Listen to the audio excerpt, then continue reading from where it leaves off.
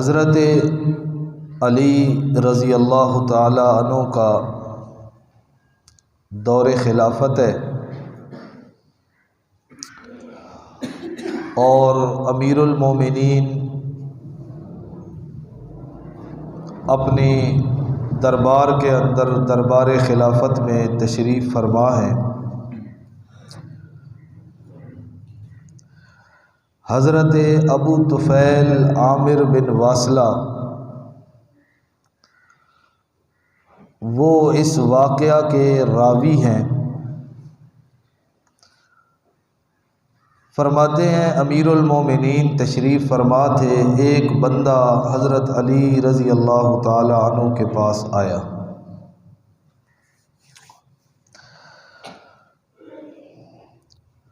اور اس نے آ کے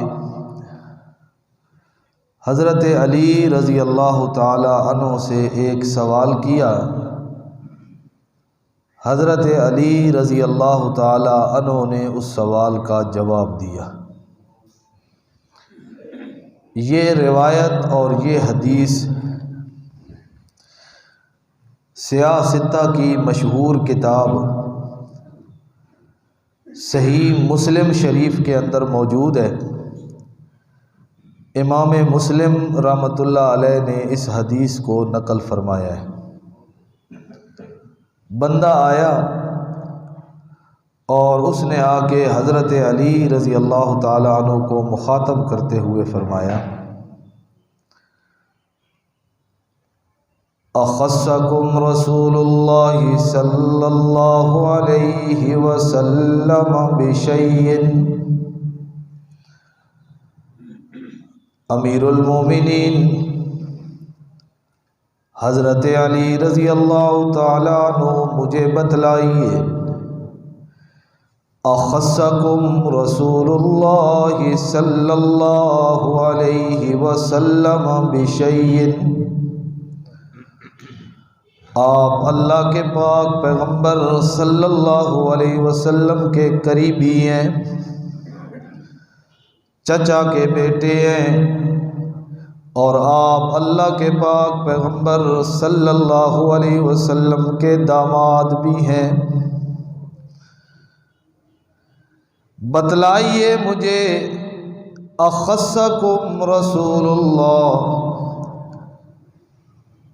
قریبی ہونے کی وجہ سے، خاندان کا ایک فرد ہونے کی وجہ سے، کیا اللہ کے پاک پیغمبر صلی اللہ علیہ وسلم نے آپ کو کوئی خاص بات بتلائی ہو، ایسی بات جو اللہ کے پاک پیغمبر نے اور کسی کو نہیں بتلائی، خاص طور پہ آپ کو بتلائی ہو؟ بندہ اپنے قریبیوں سے، اپنے قریبی دوستوں سے، اپنے بہن بھائیوں سے، اپنے خاندان کے قریبی بندوں سے بندہ خاص باتیں کرتا ہے، راز کی باتیں ہوتی ہیں۔ امیر المومنین بتلائیے، اللہ کے پاک پیغمبر نے کوئی راز کی بات آپ کو بتائی ہو، کوئی خاص بات آپ کو بتائی ہو جس کا علم باقی کسی کو نہ ہو؟ اگر اللہ کے پاک پیغمبر نے کوئی بات بتلائی ہے تو اللہ رب العزت آپ کو جزائے خیر عطا فرمائے، آپ وہ خاص بات مجھے بھی بتلا دیں۔ حضرت عامر بن واصلہ فرماتے ہیں، توجہ کی میں نے کہ امیر المومنین حضرت علی کیا جواب دیتے ہیں۔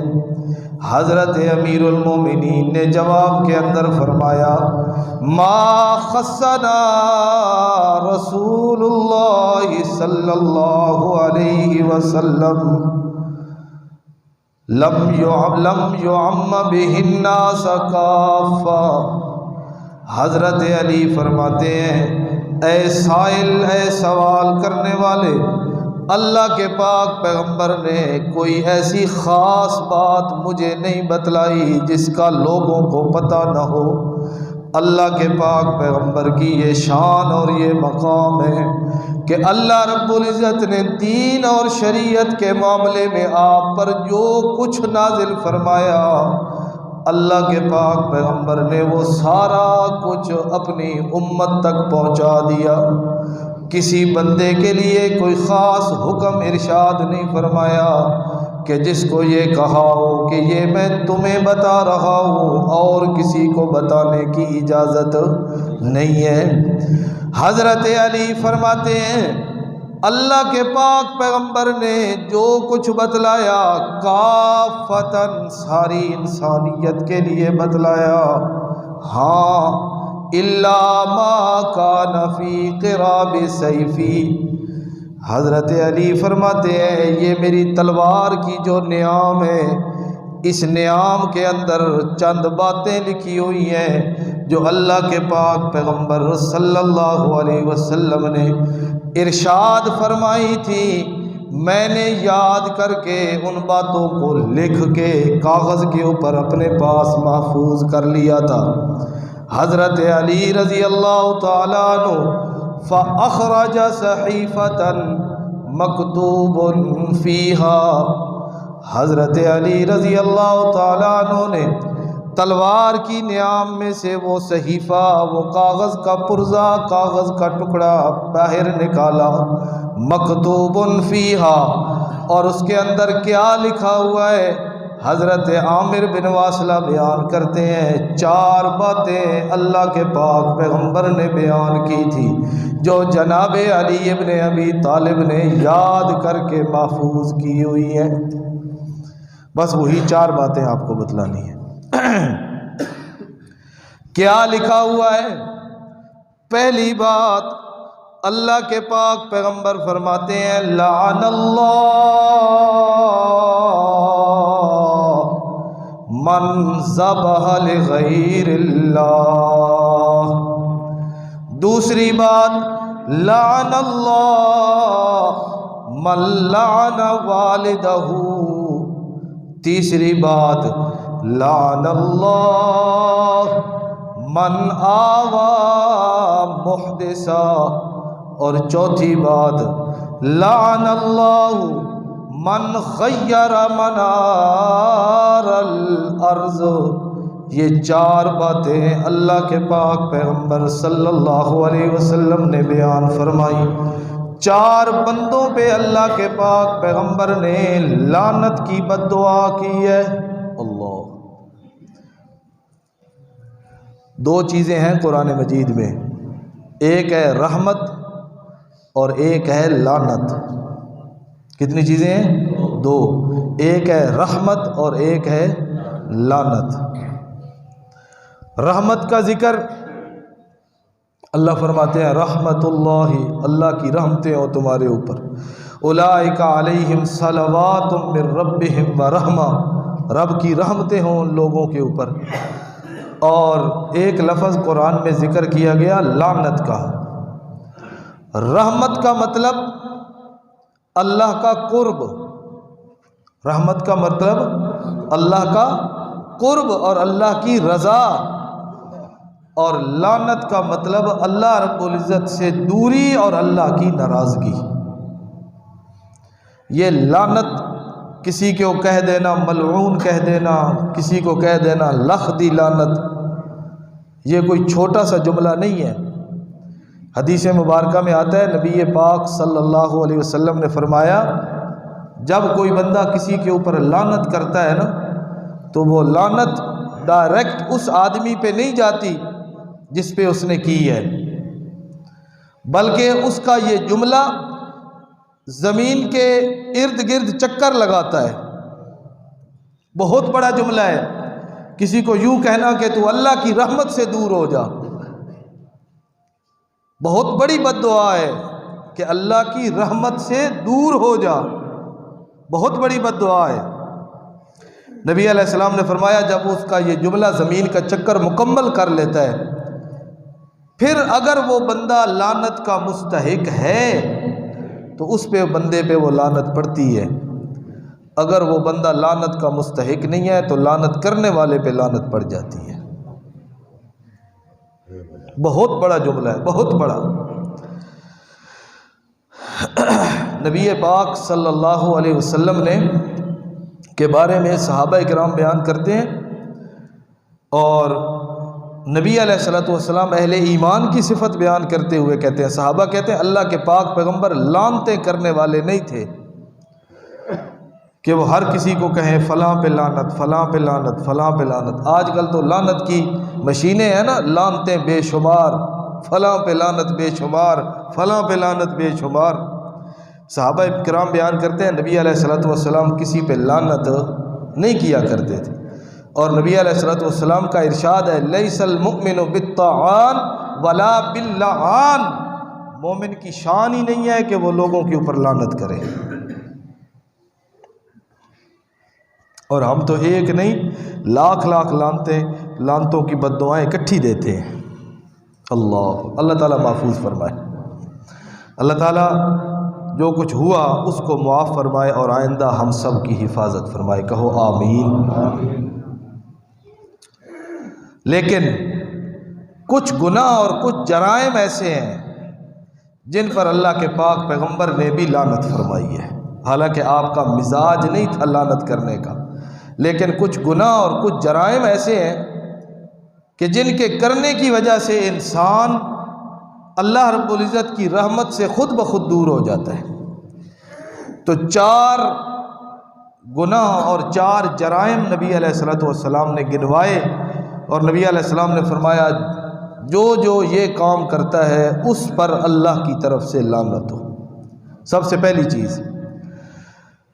اللہ کے پاک پیغمبر فرماتے ہیں لعن اللہ من ذبح لغیر اللہ، وفی روایت لعن اللہ من نظر لغیر اللہ، دونوں الفاظ موجود ہیں، من نظر لغیر اللہ، من ذبح لغیر اللہ۔ اللہ کے پاک پیغمبر فرماتے ہیں اللہ کی لعنت ہو اس بندے کے اوپر من ذبح لغیر اللہ، جس نے جانور کو ذبح کیا اللہ کے علاوہ کسی اور کا تقرب اور خوشنودی حاصل کرنے کے لیے۔ دوسرے الفاظ لعن اللہ من نظر لغیر اللہ، اللہ کی لعنت ہو اس بندے پر جس نے نظر مانی اللہ کے علاوہ کسی اور کے نام کی، جس نے اللہ کے علاوہ کسی اور کے نام کی نظر نیاز منت منوتی چڑھاوا چڑھایا۔ اللہ کے پاک پیغمبر فرماتے ہیں لعن اللہ، اس بندے پہ اللہ کی لعنت ہو۔ یہ تو حدیث کا حوالہ، یہ اللہ رب العزت کی کتاب میرے سامنے، 2 پارہ، سورت کا نام سورۃ البقرہ۔ اللہ رب العزت فرماتے ہیں انما حرم علیکم المیتہ، اللہ رب العزت نے یہ مضمون قرآن مجید میں 4 جگہ پہ بیان کیا ہے، اور چاروں جگہ پہ عنوان اور انداز بھی میرے اللہ کا ایک جیسا ہے۔ پہلا مقام اللہ فرماتے ہیں انما حرم علیکم المیتہ، اللہ رب العزت نے حرام کیا ہے تمہارے اوپر المیتہ، وہ حلال جانور جو بغیر ذبح کے مر جائے جس کو ہم مردار کہتے ہیں، اللہ فرماتے ہیں مردار حرام ہے تمہارے اوپر۔ دوسری چیز والدم، اور ذبح کرتے وقت جو خون جانور کے گردن سے نکلتا ہے جس کو قرآن نے دم مسفوح کہا ہے، بہتا ہوا خون، اللہ فرماتے ہیں وہ خون بھی تمہارے اوپر حرام ہے۔ نمبر 3 وَلَحْمَ الْخِنْزِيرِ، اور خنزیر کا گوشت وہ بھی تمہارے لیے حرام ہے۔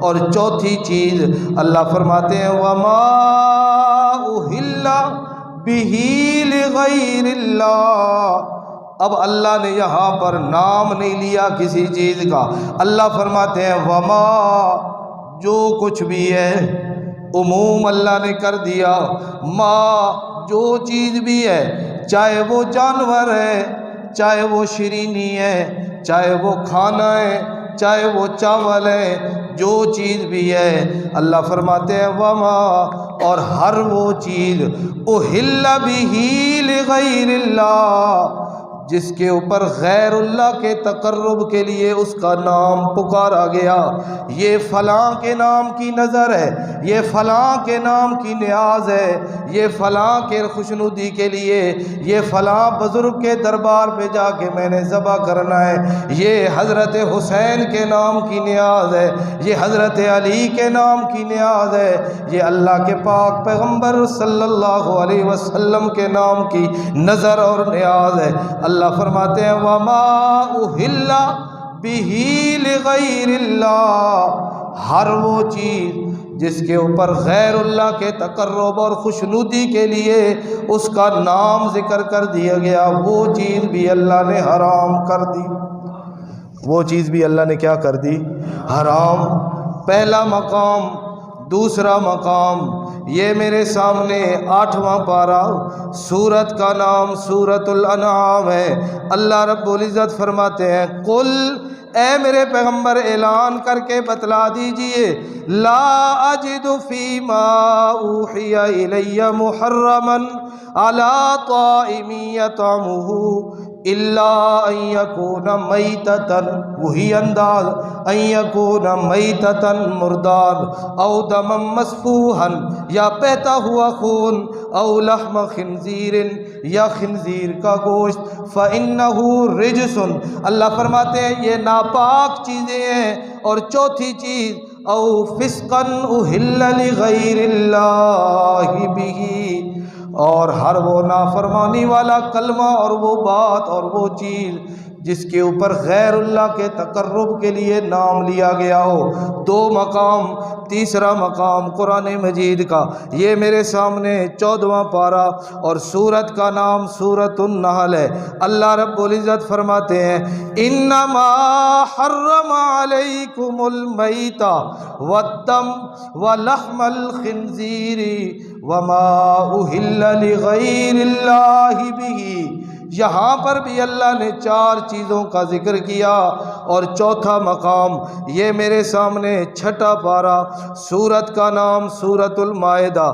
اللہ رب العزت فرماتے ہیں، بالکل پہلا رکوع ہے، اللہ فرماتے ہیں حرمت علیکم المیت والدم ولحم الخنزیر وما اہل لغیر اللہ بہ۔ اللہ نے یہاں پر بھی 4 چیزوں کو بیان کیا، اور اللہ فرماتے ہیں یہ چاروں چیزیں تمہارے اوپر حرام ہیں، ان کو استعمال نہیں کرنا۔ اگر غیر اللہ کے نام کی نظر نیاز کے چاول، گوشت، روٹی، میٹھی روٹیاں، شیرینی، مٹھائی، جو کچھ بھی تقسیم ہو رہا ہے، مومن آدمی کے لیے اس کا کھانا جائز نہیں ہے۔ کیوں؟ اس لیے کہ سب کچھ بنانے اور دینے والا کون ہے؟ اللہ۔ جب دینے والا اللہ ہے تو تقسیم بھی کس کے نام پہ کرنا ہے؟ اللہ کے نام پہ کرنا ہے۔ اللہ اکبر۔ اب یہ جو 6 پارے میں آیت ہے نا سورہ مائدہ میں، اس میں اللہ نے تھوڑی سی اور بھی تفصیل بیان کی ہے۔ اللہ نے یہ 4 چیزوں کو ذکر کیا کہ یہ 4 چیزیں حرام ہیں، اور کچھ اور بھی اللہ نے بیان کی۔ فرمایا والمنخنقہ، وہ جانور بھی حرام ہے جس کا گلا گھونٹ دیا گیا، والموقوذہ، اور وہ جانور بھی حرام ہے جس کو کوئی ایسی ضرب ماری گئی لکڑی کی یا اور کسی چیز سے، اور ضرب لگانے کی وجہ سے وہ مر گیا، وہ بھی حرام ہے۔ نمبر 3 والمتردیہ، اور وہ جانور جو کسی اونچی جگہ سے نیچے گرا اور وہ مر گیا، فرمایا وہ بھی حرام ہے۔ والنطیحہ، اور وہ جانور کہ دوسرے جانور نے اس کو سینگ مارا اور اس زخم کی وجہ سے وہ مر گیا، وہ بھی حرام ہے۔ اور نمبر 5 وما اکل السبع، اور خونخوار جانور نے آ کے کسی حلال جانور کو پھاڑ لیا، کھا لیا، اللہ فرماتے ہیں وہ بھی حرام ہے تمہارے اوپر۔ الا ما زکیتم، یہ آخری جو 5 صورتیں ہیں کسی جانور کا گلا گھوٹا گیا، کوئی اونچی جگہ سے نیچے گرا، زوردار چیز سے مارا گیا، سینگ لگا اس کو، یا کسی خونخوار جانور نے آ کے اس پہ حملہ کیا، مالک پہنچ گیا اور اس نے جا کے دیکھا ابھی تک اس کے اندر زندگی کے آثار ہیں، ابھی تک یہ زندہ ہے، اس نے جا کے اس کو ذبح کر دیا، اللہ فرماتے ہیں اب حلال ہے، اگر بغیر ذبح کے وہ مر گئے تو وہ حلال نہیں ہے۔ اور ذبح اضطراری، اس کا مسئلہ بھی سمجھ لیں۔ بعض لوگ پوچھتے ہیں جی ہم نے جانور ذبح کیا، اب پتہ نہیں وہ حلال ہوا یا نہیں ہوا۔ جب انسان جانور کے گلے کے اوپر چھری چلائے، ذبح کرے، اور چھری چلانے کے بعد وہ اپنی ٹانگوں کو حرکت دے، آنکھوں کو حرکت دے، کانوں کو حرکت دے، اپنی دم کو ہلائے، تو سمجھو یہ ذبح ٹھیک ہو گئی ہے، یہ زندہ تھا اور ہم نے اس کو کیا کر لیا، ذبح کر لیا۔ اور اگر ذبح کیا اور اس کے اندر کوئی حرکت وغیرہ نہیں ہوئی تو سمجھو یہ مر چکا تھا، اب چاہے چھری چلاؤ یا نہ چلاؤ یہ حلال نہیں ہے، یہ کیا ہے، حرام ہے۔ آگے اللہ فرماتے ہیں وَمَا ذُبِحَ عَلَى النُّصُبِ، اللہ فرماتے ہیں وہ جانور بھی حرام ہیں جو آستانوں کے اوپر ذبح کیے جاتے ہیں، جو کس کے اوپر، آستانوں کے اوپر ذبح کیے جاتے ہیں۔ اللہ فرماتے ہیں وہ جانور بھی حرام ہیں، ان کا بھی گوشت تم نے استعمال نہیں کرنا۔ مکہ کے مشرکین انہوں نے اللہ کے علاوہ کئی بت اور کئی معبود بنائے ہوئے تھے، ان کے نام کے وہ منت منوتی، نظر نیاز، چڑھاوے چڑھائے کرتے تھے، ان کے نام پہ جا کے وہ اپنے جانوروں کو ذبح کیا کرتے تھے۔ جہاں پر ان کا بت اور دربار ہوتا تھا اس کے پاس جا کے وہ جانوروں کو ذبح کرتے تھے۔ اللہ فرماتے ہیں ما ذبح علی النصب، اور جو آستانوں کے اوپر جا کر ذبح کیے جاتے ہیں وہ جانور اور ان کا گوشت بھی تمہارے لیے حرام ہے۔ یہ کس کا فیصلہ ہے؟ اللہ کے قرآن کا۔ یہ کس کا فیصلہ ہے؟ اللہ کے قرآن کا، کہ آستانوں کے اوپر جو جانور ذبح کیے جاتے ہیں وہ کیا ہیں؟ حرام ہے۔ ایک اور آیت بھی دیکھ لیں، یہ میرے سامنے 8واں پارہ، اللہ رب العزت فرماتے ہیں وَجَعَلُوا لِلَّهِ مِمَّا زَرَعَ مِنَ الْحَرْثِ وَالْأَنْعَامِ نَصِيبًا فَقَالُوا هَذَا لِلَّهِ بِزَعْمِهِمْ وَهَذَا لِشُرَكَائِنَا۔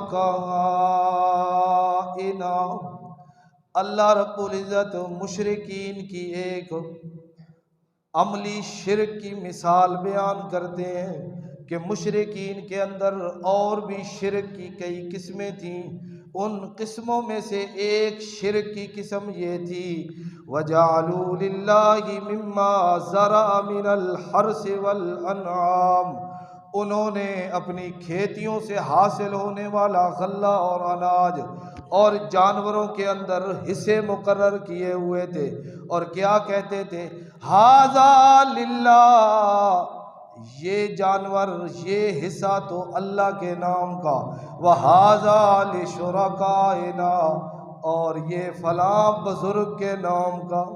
یہ کس کے نام کا؟ یہ لات صاحب کے نام کا، یہ منات صاحب کے نام کا، یہ عزا اور حبل کے نام کا۔ اللہ فرماتے ہیں یہ اس کام کرنے کی وجہ سے وہ مشرک بنے ہیں کہ دینے والا اللہ اور تقسیم غیروں کے نام پہ وہ کر رہے ہیں۔ اور وہ کیا کہتے تھے، یہ تو ہو گیا نا اللہ کے نام کا حصہ، اور یہ ہم نے جا کے فلاں دربار پہ اور فلاں قبر پہ اور فلاں جگہ پہ جا کے اس کا چڑھاوا چڑھانا ہے، یہ فلاں بزرگ اور فلاں پیر کے نام کا ہے۔ اب اللہ فرماتے ہیں پہلے تو یہ بے انصافی کی کہ دیا سب کچھ میں نے اور تقسیم کس پہ کیا؟ غیروں کے نام پہ۔ آگے دوسری بے انصافی، اللہ فرماتے ہیں فَمَا كَانَ لِشُرَكَائِهِمْ فَلَا يَصِلُ إِلَى اللَّهِ وَمَا كَانَ لِلَّهِ فَهُوَ يَصِلُ إِلَى شُرَكَائِهِمْ، جو اللہ کے نام کا حصہ مقرر کرتے تھے اس کو وہ غریبوں، یتیموں، صلہ رحمی اور لوگوں کی فلاح و بہبود کے اندر خرچ کرتے تھے، اور جو شریکوں کے نام کا حصہ ہوتا تھا وہ انہی کے آستانوں پہ جا کے دیا کرتے تھے۔ اللہ فرماتے ہیں اب ہوتا یوں ہے کہ کبھی کبھار جو حصہ مقرر کر دیا اس میں سے کچھ کم ہو گیا تو جو اللہ کے نام کا حصہ ہوتا تھا اس میں سے نکال کے اپنے فقیروں اور اپنے شریکوں کے نام پہ تقسیم کر دیا کرتے تھے، اور جو غیر اللہ کے نام کا حصہ مقرر کیا ہوتا تھا اس کو کبھی بھی اللہ کے نام پہ تقسیم نہیں کرتے۔ ادھر کچھ تھوڑے ہو گئے تو کہتے تھے کوئی نہیں، خیر ہے، اللہ تو غنی ہے، اللہ کو کوئی ضرورت ہے ان چیزوں کی، وہ لے کے اس کے اندر شامل کر کے ادھر تقسیم کر دیتے تھے۔ اور اگر اس کے اندر کمی ہوتی تو کوئی کہتا بھی اب اللہ کے نام کا حصہ جو تم نے مقرر کیا ہے وہ تھوڑا ہے تو ادھر سے لے کے اس میں میرا، کہتے ہیں نا نا بھائی، یہ ناراض ہو جاتے ہیں، پھر اگلے سال ہماری فصل نہیں ہوگی، پھر ہمارے جانور نہیں ہوں گے۔ او جی اگر 11ویں کو دودھ نہ دیا تو حضرت شیخ عبد القادر جیلانی ناراض ہو گئے اور ہماری گائے اور بھینس کا دودھ خشک ہو جائے گا۔ وہی عقیدہ، وہی نظریہ جو مکہ کے مشرکین کا تھا۔ تو اللہ رب العزت نے اس بات کی تردید کی قرآن مجید کے اندر کہ غیر اللہ کے نام کی نظر نیاز کیا ہے؟ حرام۔ یہ رجب کا مہینہ ہے نا، 22 رجب کو لوگ امام جعفر صادق کے نام کے کنڈے بناتے ہیں، تو غیر اللہ کی نظر ماننے کی وجہ سے یہ چیز بھی کیا ہے؟ حرام۔ اور دوسری بات، 22 رجب امام جعفر صادق کی نہ کوئی ولادت ہے، نہ کوئی وفات ہے، نہ کوئی اور ہے۔ یہ 22 رجب امیر المومنین حضرت امیر معاویہ رضی اللہ تعالیٰ عنہ کا یوم وفات ہے۔ آپ کا کیا ہے؟ یوم وفات ہے۔ تو اس خوشی کے اندر لوگ وہ کھیر بنا کے وہ تقسیم کرتے ہیں، تو یہ دونوں وجہ سے اہل سنت کا اس کھیر کو کھانا ناجائز اور کیا ہے؟ حرام۔ ایک وہ غیر اللہ کے نام کی، غیر اللہ کے تقرب اور خوشنودی کے لیے ہے، اور دوسرا حضرت امیر المومنین حضرت امیر معاویہ رضی اللہ تعالی عنہ جو صحابی رسول ہیں، نبی پاک صلی اللہ علیہ وسلم کے برادر نسبتی ہیں، مومنوں کے ماموں ہیں۔ حضرت امیر معاویہ کی ایک بہن حضرت ام حبیبہ جن کا نام رملہ ہے، وہ میرے پاک پیغمبر صلی اللہ علیہ وسلم کی زوجہ محترمہ ہے، تو ان کی وفات کی خوشی کے اندر تقسیم کیا جا رہا ہے۔ ہماری ایمانی غیرت ویسے بھی اس بات کو برداشت نہیں کرتی۔ اچھا جی، یہ نظر نیاز جو ہے نا، یہ مالی عبادت ہے۔ یہ کیا ہے؟ مالی عبادت ہے۔ یہ آپ نماز پڑھتے ہیں، اور نماز کے اندر جب آپ تشہد میں بیٹھتے ہیں تو کیا پڑھتے ہیں؟ کیا پڑھتے ہیں؟ ذرا پڑھیں۔ التحیات پڑھتے ہیں نا، ہر بندہ پڑھتا ہے۔ التحیات للہ والصلوات والطیبات۔ اور یہ بھی آپ نے سنا ہوا ہے کہ جب نبی علیہ السلام معراج پہ گئے تھے تو اللہ کے لیے یہ 3 تحفے لے کے گئے تھے۔ یہ سنے ہوئی ہے نا بات آپ نے؟ جب نبی علیہ السلام معراج پہ گئے تھے اللہ کے پاس، تو نبی علیہ السلام نے اللہ کو کتنے تحفے دیے تھے؟ 3، التحیات والصلوات والطیبات، یہی 3 تحفے۔ اور ہر مومن مسلمان نماز کے اندر انہی الفاظ کو دہراتا ہے جو نبی علیہ الصلوۃ والسلام کی زبان سے نکلے ہیں، التحیات للہ والصلوات والطیبات۔ کبھی غور کیا، کبھی ان 3 الفاظ کے معنی کے اندر بھی غور کیا ہے کہ یہ 3 لفظ ہم جو بولتے ہیں ان کا مطلب کیا ہے؟ یہ عبادت کی 3 قسموں کا ذکر ہے۔ عبادت کی 3 قسموں کا ذکر ہے۔ عبادت کی کتنی قسمیں ہیں؟ 3۔ ایک ہے قولی عبادت، ایک ہے جسمانی عبادت، اور ایک ہے مالی عبادت۔ کتنی قسمیں ہیں؟ 3۔ قولی عبادت، دعا پکار، نبی علیہ السلام نے کہا التحیات للہ، یا اللہ قولی عبادت بھی تیرے لیے، جب بھی پکاروں گا تو کس کو؟ اللہ۔ فادعوا اللہ مخلصین لہ الدین، اللہ نے کہا پکارو اللہ کو اور خالص پکارو اللہ کی، اس کے اندر کسی کی ملاوٹ نہیں ہونی چاہیے۔ یہ ہو گئی قولی عبادت۔ اور ایک ہے بدنی عبادت، یہ جو ہم رکوع کرتے ہیں، قیام کرتے ہیں، سجدہ کرتے ہیں، ہاتھ باندھ کے کھڑے ہوتے ہیں، اللہ فرماتے ہیں یہ عبادت بھی کس کی کرنی ہے؟ اللہ کی۔ ہاتھ باندھ کے کھڑا ہونا ہے کس کے آگے؟ رکوع کرنا ہے تو کس کے آگے؟ اللہ کے آگے۔ اور سجدہ کرنا ہے تو وہ بھی کس کے آگے؟ اللہ کے آگے۔ طواف کرنا ہے تو وہ بھی اللہ کے گھر کا کرنا ہے، اور کسی قبر تھلے کسی چیز کا طواف نہیں کرنا۔ یہ کون سی عبادت ہے؟ بدنی اور جسمانی عبادت۔ اور تیسری ہے مالی عبادت، کہ اللہ نے جو کچھ دیا اس کو خرچ بھی کرنا ہے تو کس کے نام پہ کرنا ہے؟ اللہ رب العزت کے۔ تو یہ منت منوتی نظر نیاز یہ کیا ہے؟ مالی عبادت ہے، اور اس کا مستحق کون ہے؟ اللہ رب العزت کی ذات۔ ہاں جی، حضرت علی رضی اللہ تعالیٰ عنہ فرماتے ہیں آپ نے وہ صحیفہ نکالا اور اس کے اندر 4 باتیں لکھی ہوئی ہیں۔ پہلی بات، لعن اللہ من نظر لغیر اللہ، اللہ کی لعنت ہو اس بندے کے اوپر جو غیر اللہ کے نام کی نظر نیاز مناتا ہے، اللہ کے علاوہ کسی اور کے نام کی نظر نیاز دیتا ہے۔ دوسری بات، اللہ کے پاک پیغمبر نے فرمایا لعن اللہ من لعن والدہ، جو بندہ اپنے والد پہ لعنت کرتا ہے اللہ کی اس کے اوپر لعنت ہو۔ صحابہ نے پوچھا اللہ کے پاک پیغمبر بھلا کوئی اپنے ماں اور باپ کو بھی گالی دے گا اور لعنت کرے گا؟ وہ تو صحابہ کا دور تھا نا، اس لیے حیران ہو کے پوچھ رہے ہیں کہ کوئی اپنے والدین کو بھی مارے گا، ان کو بھی گالیاں نکالے گا، ان پر بھی لعنت کرے گا؟ اگر وہ ہمارے آج کل کے زمانہ اور آج کل کے حالات کو دیکھتے تو آج کل تو ایسے نوجوان نظر آ رہے ہیں جو اپنے والدین کو مارتے ہیں، گالیاں دیتے ہیں، گھر سے نکال دیا۔ آپ خبروں میں پڑھتے نہیں ہیں، سنتے ہیں آپ کہ فلاں جگہ پہ بیٹے نے ماں کو قتل کر دیا، باپ کو قتل کر دیا، زمین کے پیچھے باپ کو دھکے دیے جا رہے ہیں۔ تو صحابہ کرام نے پوچھا اللہ کے پاک پیغمبر کیا کوئی بندہ اپنے والد پر اپنے والدین پر بھی لعنت کرتا ہے؟ کوئی ہے ایسا؟ اب نبی علیہ السلام نے آگے اس کی تشریح فرمائی۔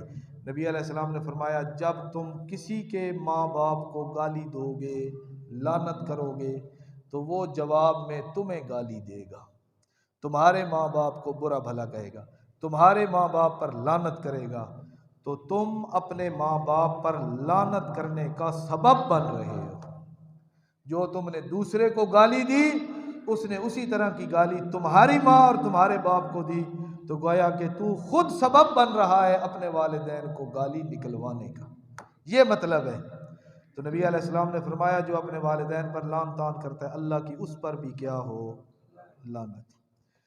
تیسری بات، لعن اللہ من آوى محدثا، اللہ کے پاک پیغمبر فرماتے ہیں جس بندے نے کسی بدعتی آدمی کو ٹھکانہ اور پناہ دی اللہ کی اس کے اوپر بھی لعنت ہو، اللہ کی اس کے اوپر بھی لعنت ہو۔ اس لیے کہ اللہ کے پاک پیغمبر اپنا دین مکمل اور کامل چھوڑ کے جا رہے ہیں، اس کے اندر کسی کمی زیادتی کی گنجائش نہیں ہے۔ اب جو بندہ اپنی طرف سے کوئی کام ایجاد کر کے دین کا نام دے کے دین کے اندر شامل کرتا ہے، یہ بندہ اللہ کے پاک پیغمبر کی سنت پہ اعتماد کرنے والا نہیں ہے نا۔ اللہ کے پاک پیغمبر نے دین مکمل دیا اور یہ کہتا ہے نہیں کچھ اور بھی ہے دین کے اندر، یہ باتیں اللہ کے پاک پیغمبر فرماتے ہیں جو بندہ ایسے بدعتی آدمی کو ٹھکانہ اور پناہ دے اور اس کی بدعت کی تقویت کا باعث بنے، ایسے بندے پر بھی اللہ کی لعنت۔ اور چوتھی بات ذرا دل تھام کے سننا، اللہ کے پاک پیغمبر فرماتے ہیں لعن اللہ من غیر منار الارض، جو بندہ زمین کے اوپر لگائے گئے حدود اور ان کے نشانات وہ تبدیل کر دیتا ہے، اس پر بھی اللہ کی لعنت ہو، اس پر بھی اللہ کی۔ میری زمین بنتی ہے یہاں تک تو تھا کوئی نہیں، تو یہاں سے وہ پتھر اٹھایا اور اس کو اٹھا کے تھوڑا سا کیا کر دیا آگے کہ تھوڑی سی میری زمین کیا ہو جائے، زیادہ ہو جائے۔ نبی پاک فرماتے ہیں جو زمین کے اندر لگے ہوئے نشانات کو مٹاتا ہے اس پر بھی اللہ کی لعنت۔ جب موسم آتا ہے نا یہ بجائی کا تو اس وقت جھگڑے شروع ہو جاتے ہیں، وہ اس کی زمین میں، وہ اس کی زمین میں، اس نے اس کا حصہ چھین لیا۔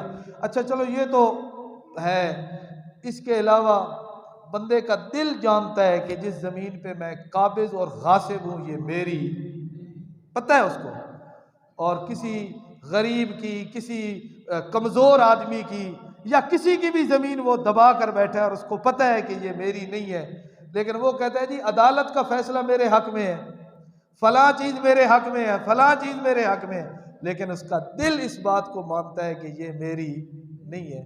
نبی علیہ السلام نے فرمایا اس بندے پر بھی اللہ کی کیا ہو؟ لعنت۔